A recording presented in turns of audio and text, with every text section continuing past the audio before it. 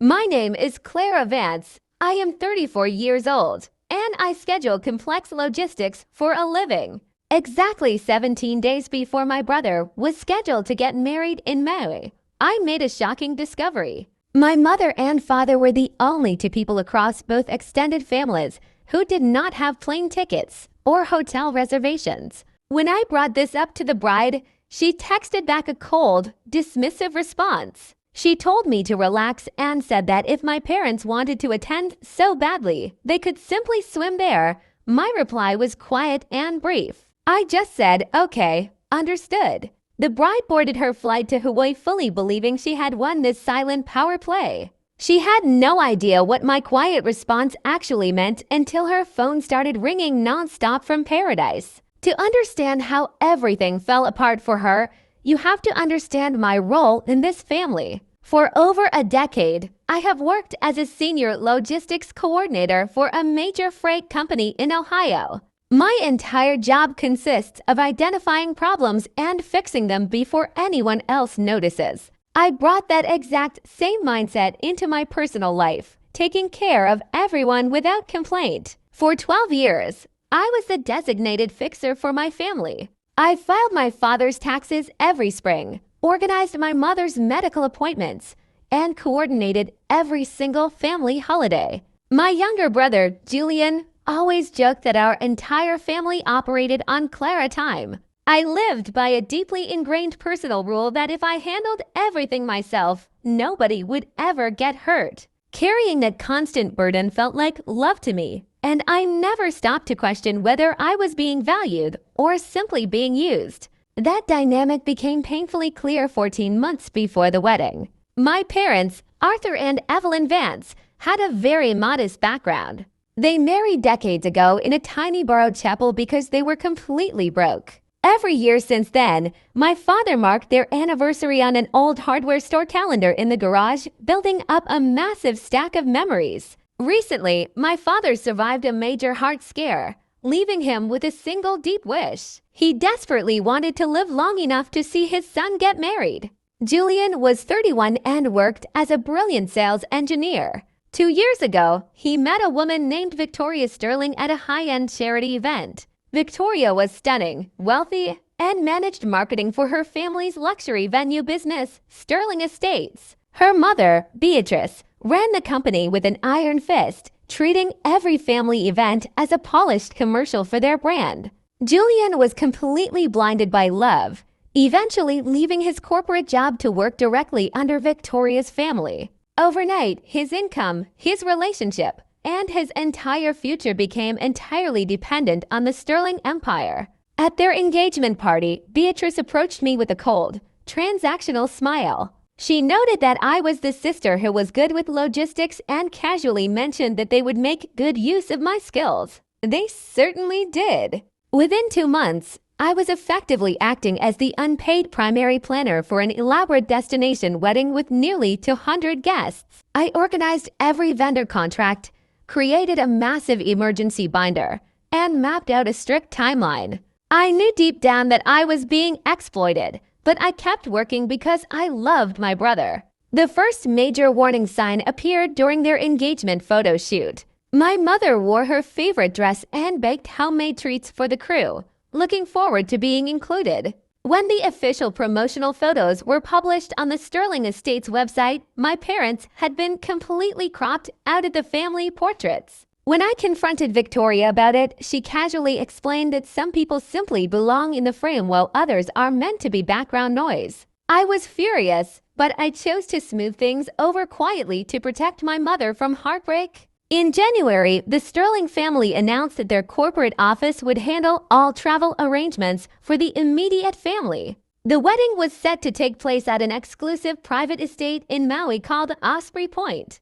Guests could only access the property if their names were on the official master manifest. I was explicitly blocked from managing the travel sector, which raised immediate red flags for me. I repeatedly asked Victoria's team for my parents' flight confirmation numbers, but I was met with vague, evasive answers every single time.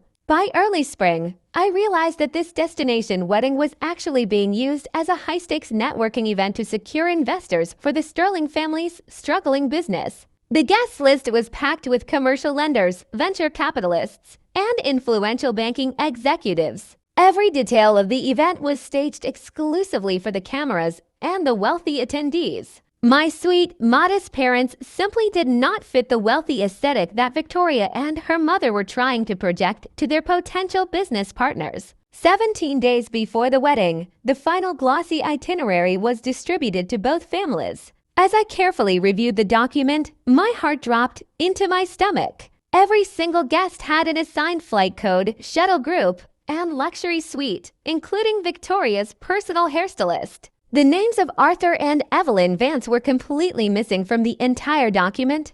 I immediately called the travel department, only to be told that the master list had been finalized directly by the bride. I confronted Victoria in the group chat, asking her to fix the missing arrangements for my parents right away. That was when she sent the heartless text telling me to relax and suggesting my parents could swim to Maui. She attached a laughing emoji, and her maid of honor quickly joined in on the joke. I stood alone in my kitchen, feeling a cold wave of clarity wash over me.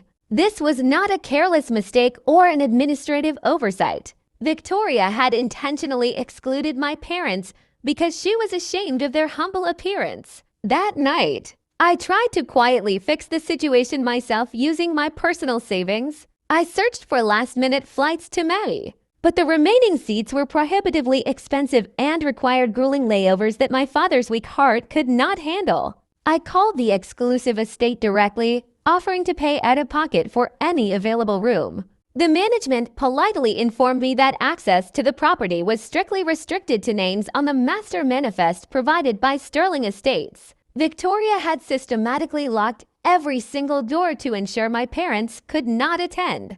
When I tried to reach my brother, I discovered that Victoria had cleverly isolated him. She had booked them both for an intensive digital detox retreat in the California mountains just days before the wedding. When I finally reached the retreat's emergency line, the staff relayed a message from Julian. Victoria had convinced him months ago that our parents had voluntarily chosen not to fly due to Dad's health concerns. She had manipulated my brother into believing that leaving our parents behind was actually an act of mercy. The final breaking point arrived 2 days later when a sympathetic flower vendor secretly forwarded me an internal email. Attached was the master transportation schedule created over a month prior. My parents' names were listed at the bottom with a bold line drawn through them. Right next to their names was a short administrative note written by Victoria that simply said, "Trimmed for appearance." Seeing my loving parents treated like unwanted background noise sparked a quiet, powerful rage inside me. Instead of throwing a loud scene or breaking down in tears, I decided to handle the situation using my professional skills. I officially resigned from my role as the event coordinator, taking my master logistics binder with me. I systematically canceled every single vendor contract, permit, and schedule that was held under my personal name and credit card. I rebooked my parents on a beautiful, quiet trip to a lakeside resort where they could peacefully celebrate their upcoming 40th wedding anniversary without judgment. When Victoria arrived in Maui expecting a flawless, highly staged production, absolute chaos awaited her. Without my master binder and active management, the vendors had no timeline. The custom floral arrangements were canceled, and the private estate security had no updated guest list. Her frantic phone calls started flooding my phone while my parents and I were sitting by a tranquil lake, enjoying a quiet family dinner. I turned my phone completely off, finally letting the manipulative bride face the natural consequences of her cruel actions. Looking back on that whole experience, I realized that setting firm boundaries is not an act of malice. Protecting the dignity of the people you love is always worth the conflict. My brother eventually learned the complete truth about how his wife had manipulated him and hidden our parents. He was forced to confront the toxic reality of the family he had married into. As for me, I finally stopped carrying the weight of people who only valued me for what I could do for them.